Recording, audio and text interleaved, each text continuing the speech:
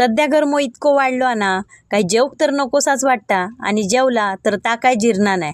मग अशी साधी सोपी आजीच्या पद्धतीन पारंपरिक जिरवणी म्हणजे सोलकडी करून पिलास ना काय पोटाक थंडावो आणि जेवण पण बरा जिरतला. नारळ फोडून घेतलंय, मग आढाळ्यावर खोबरा किसून घेतलंय.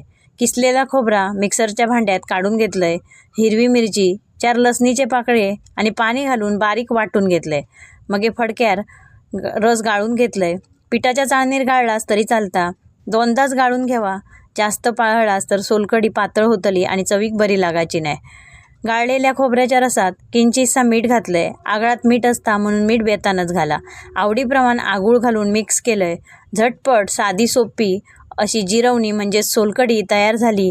व्हिडिओ आवडलो तर लाईक करा, चॅनलला सबस्क्राईब करा आणि तुमका सोलकडी उचलून पिऊक आवडता काय भाताबरोबर खाऊक आवडता ते कमेंट करून नक्कीच सांगा.